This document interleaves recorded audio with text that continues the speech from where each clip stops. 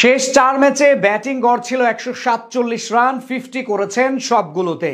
তবুও ভারতের বিপক্ষে একাদশে রাখা হয়নি মাহমুদুল্লাহকে।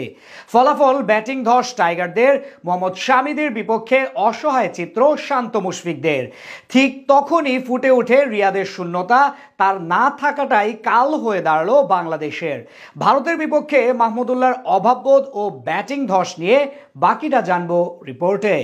স্বপ্নটা ছিল বিশাল, সম্ভাবনা কম থাকলেও ভারতের বিপক্ষে আত্মবিশ্বাস ছিল ভরপুর। কিন্তু আরো একবার ভক্তদের হতাশ করলো টিম টাইগার্স। সৌম্য, শান্ত এবং মুশফিকরা যেন এলেন আর গেলেন, অথচ এমন গুরুত্বপূর্ণ দিনেও নেওয়া হয়নি বর্তমান দলের সেরা ফর্মে থাকা মাহমুদুল্লাহ রিয়াদকে। তাই পুরো ম্যাচে তার অনুপস্থিতি ছিল চোখে পড়ার মতো। আজ দুবাই আন্তর্জাতিক ক্রিকেট স্টেডিয়ামে টস জিতে আগে ব্যাটিং করার সিদ্ধান্ত নেন অধিনায়ক নাজমুল হোসেন শান্ত।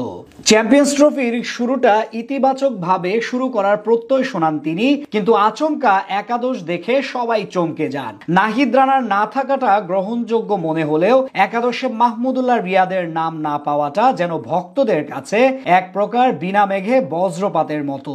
আর ফলাফলটাও শুরু থেকেই হাতে নাতে বুঝে পায় বাংলাদেশ। প্রথম ওভারে মোহাম্মদ শামির ইনকামিং ডেলিভারি কাভার ড্রাইভ করতে গিয়ে ইনসাইড এজ হয়ে উইকেটের পেছনে ক্যাচ দিয়ে সাজঘরে ফিরেন সৌম্য সরকার। তার মতো এসে মাত্র 2 বল স্থায়ী হন অধিনায়ক নাজমুল হোসেন শান্ত।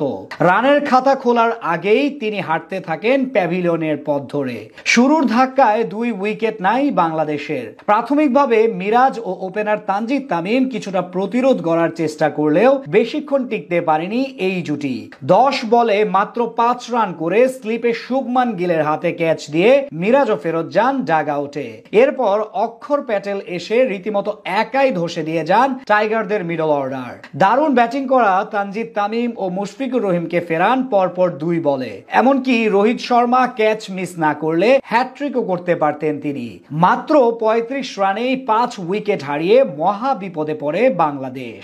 অথচ এমন মুহূর্তে একজন মাহমুদুল্লাহ রিয়াদ ছিলেন সবচেয়ে বেশি কার্যকরী। বাংলাদেশ দল যতবারই আগে উইকেট হারিয়ে বিপদে পড়ত, ততবার তিনি এসে দলের হাল ধরতেন। ক্যারিয়ার জুড়ে এজন্যই তাকে বলা হতো সাইলেন্ট হিরো, যার অভাবটা আজ হারে হারে টের পেয়েছেন হেড কোচ ফিল সিমন্স। অথচ শেষ কয়েক ম্যাচ ধরে রানের ধারায় ছিলেন তিনি। সর্বশেষ 4 ম্যাচেই অর্ধশতক করেছেন তিনি, যেখানে ব্যাটিং গড় ছিল 147 রান ইনিংস প্রতি।